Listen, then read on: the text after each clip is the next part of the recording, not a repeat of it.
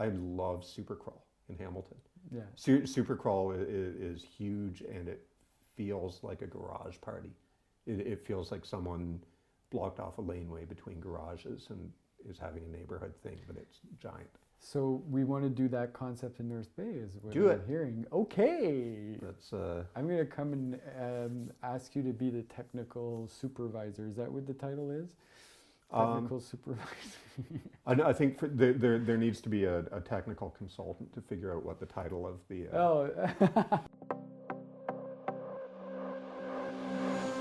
Richard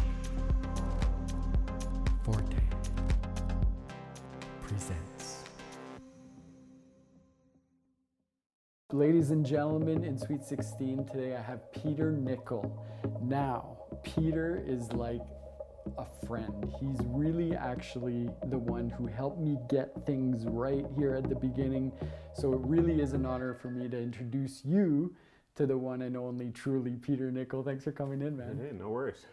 I mean, for people who wouldn't have the background I have on you, what would you describe as your job description? I would say I'm an audio engineer, but I've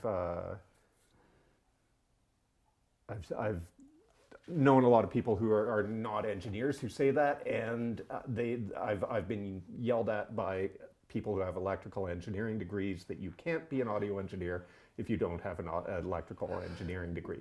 Because so I'm not going to say that. I think I'm a fixer of audio and a producer of audio. You know what? That is. I'd say I'm a producer, but producers usually do different things than what I do. Yeah, so I think you're a producer. I think of it like a producer of audio, sure, but not just that, you do so much more. You are the fixer. Peter, you're the guy that I call when I know nobody else would know the answer, and guess what? You always probably have someone the else answer. knows the answer. You just don't know who it is. I know, but you direct me in the right direction. And I mean, you've done so many things in the show business industry. You've worked behind the scenes on stages your whole life. Have you not? No, I had I think probably 14 good years. Yeah, before I went astray. Okay, so what happened at 14 that got you on the stage, that got you hooking things up, because you really are. I think the people I was rolling with doing sort of punky indie music shows kept having to do shows in non-venue environments and renting little PAs and not knowing what to do with them, and I ended up just you could figure that stuff out. I could usually break them and fix them before they had to be returned. Right. So it really did start with punk rock for you. Yeah. And playing. I've seen you play bass. But not playing, or just break. Me playing never got me any work. Okay. Me playing kept me near people that actually produced work and kept me busy. So I'd end up working with friends, and then working with friends who needed help. And then you get to know people. Yeah. And you've done quite a few things on the road, right? Like, you go out with people and you'll help them on the technical aspects of their show on the road, like. Yeah, and I've worked for. I'm squirrely to figure out how many years I've worked with the really good production company in town. Is that Dan Belanger? It is, yeah. Yes, of course. And that's sort of Northern Ontario. Yeah. Which is a weird market, but it's super fun. And so that brings you to Sudbury, Sault Ste. Marie, Timmins. It brings you all over the north. Muskoka to KL, Cochrane. Doing over to all the kinds Sioux. of music. Yeah. So that's sort of an exercise in watching yellow lines and then networking, and people really appreciate it when they're somewhere where they haven't seen anything but rocks and trees for a few hours, and everything still works and is safe. Like that's always a nice day. So there's people are stoked to have good production up in the north. So what got you excited about this stuff? What is it about production, making things happen, engineering? I mean, you do so many different things. I mean, we didn't really even touch on your role at the Capitol Center, in just to give people an idea of what you are doing. Yeah. I mean, we have to talk a little bit about your job at the Capitol Center, because you do some. I mean, you have a new sound system there, and I'm the technical director there. So basically, if it makes a noise, if light comes out of it, if it broadcasts something to the internet, it's my problem at the end of the day. yeah. So that's sort of a labor of love, I think. Yeah. That's a pushing 100-year-old pile of bricks and plaster that like it's a really special spot. It's a privilege to bang away at it and keep it running and figure out what's special about it and how to make that part of it and keep the bits that need to be hidden or disappeared and fixed. Disappeared and fixed. Yeah. But you've been a big part of that family. It really is a family up there, isn't it? At the Capitol Center. Yeah, super weird family. It's super weird family, but what family's not? Yeah. Yeah. The Capitol Center is an important part of our city. Yeah. And you've had an interesting way to see North Bay from where you sit evolve. I suppose so, yeah. As an arts and culture scene. How would you describe it? How would you describe North Bay as an art and culture scene? Well, we were sound checking, and I was beaking off about my MC friend from East Van, who can work with anyone he wants in Vancouver and do smart alecky stuff over there, and is totally stoked to be moving back to North Bay and be tapping into what he sees going on peripherally over the internet and such in North Bay. So well done. Keeping up with East Van, perhaps. I don't know. It's no, there is a confluence of things happening around here, it seems, and it seems to be building a momentum over the last 10 years, I would say, somehow. Maybe that's just my perspective. There's, I think it's always building. It's like surfing. There's stuff going on, and you're coming into it, and you see it. Your perspective changes as you get deeper into it, and you get suddenly very involved in it, and then there you go.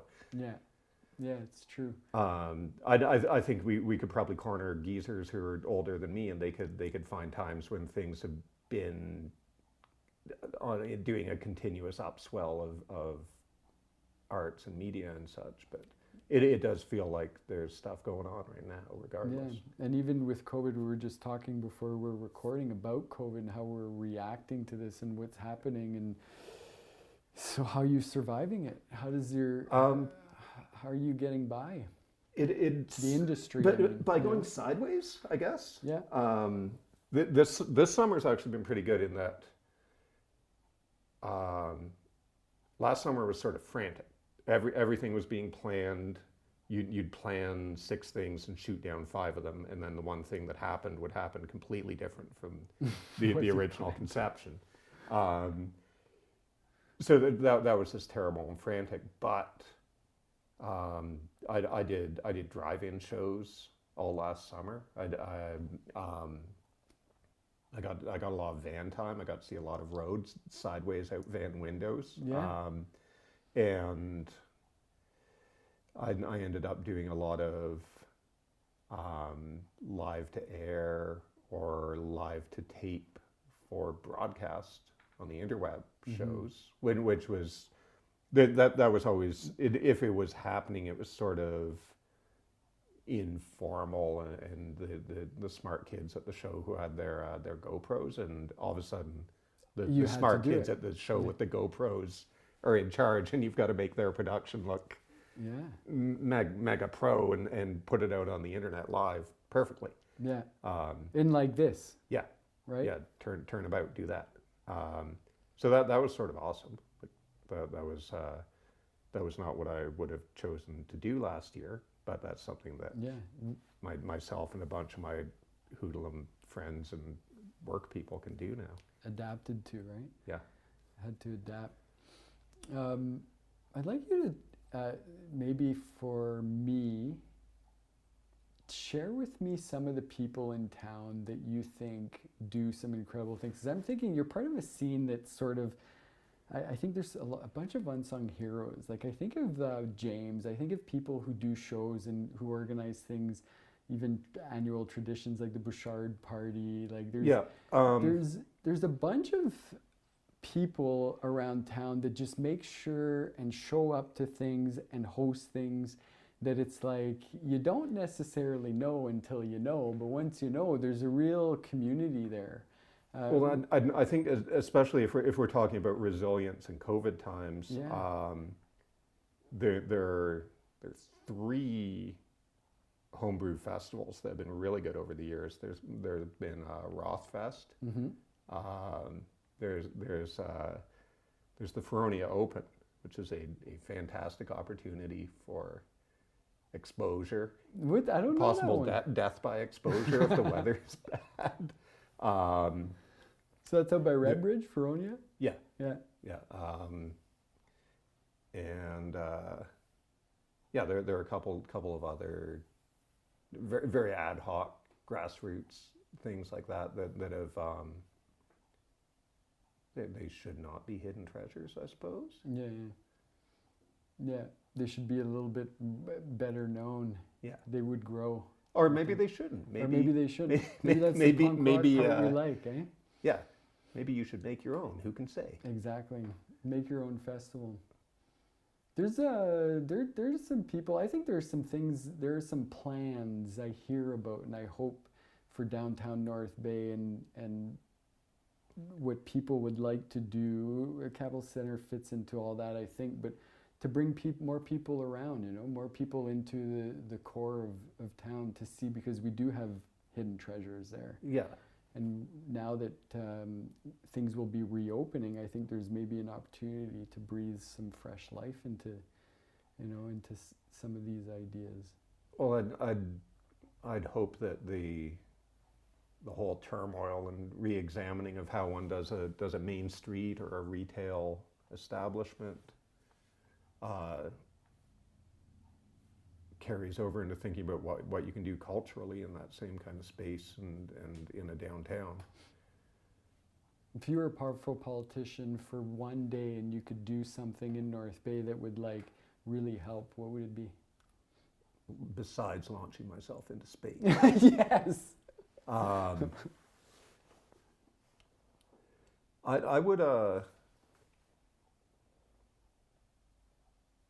would make a pedestrian downtown for a day and see what happens. See whether everyone starves and no one buys anything, or whether people rub their eyes and wander around and check things out. Yeah. Yeah.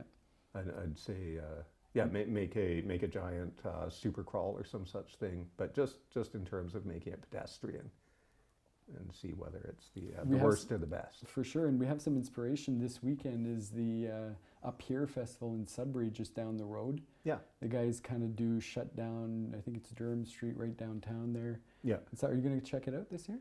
I don't know how to check things out. Yeah, I've always been doing something else, so I don't know how to just go to Sudbury and go to a festival. Go to check something. Yeah. Yeah. Yeah, it'll be interesting to see how they manage to make that work, if it's possible. Yeah. To get. I hate to say it, but we should always look and see what Sudbury's doing downtown, because they seem to deal with having a downtown reasonably well. Yeah. In terms of arts and culture, perhaps. Cool. Yeah, it's part of the solution for sure. Figuring out what to do with our downtown. And I think there are some good people who are putting their minds to it. And there is some potential, but we're going to have the creatives and the entrepreneurs are going to have to come together and, make it happen. As we have in the past. I think we can in the future. Yeah? For sure. Yeah. I think there have been, I hope there's been some good exposure in the last year when we arts sector folks have been talking about arts funding and what arts funding gets a community, and I've seen some really, I mean, shocking to me even numbers as to the amount of money that the arts and culture generate in terms of tourism and revenue throughput for a downtown. Yeah. Yeah, for sure. And it creates a lot of meaning, which is like the point of life, you know? Yeah. It's kind of a good thing for sure. Go arts! Cool. Peter, if somebody is coming up and they want to get into like helping people on the tech side, I hear you're going to be teaching a course at Canadore. Yep. Live, what is it? I believe it's going to be called event production. Event production. It's what are the first of all, take a course at Canadore. Yeah. In the recording program, and you'll get a good chunk of live sound production. Darren here is going to be going to Canadore next semester. Darren, the man behind the camera. Not for sound, I'm sorry. Not for sound, but he's going to be miss out. going. He's going to be now. Regardless, get into trouble doing sound. Go help out bands. Start a band. Yes. Bite off more than you can chew in terms of producing an event or getting involved in producing an event. What kind of skill? What kind of person late, does well? What kind things. of person does well producing events? Because you see a lot of different producers. Because you work with so many companies. People who are honest with themselves and see what's going on, and don't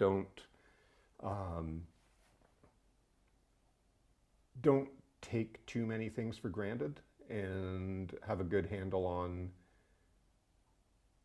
what's going on, what's going to go wrong, what absolutely won't go wrong, what's going to be late. It's a lot of being able to deal with many irons in the fire, but knowing which ones are likely to do what. Important, yeah, and important to focus on at what time, right? Yep.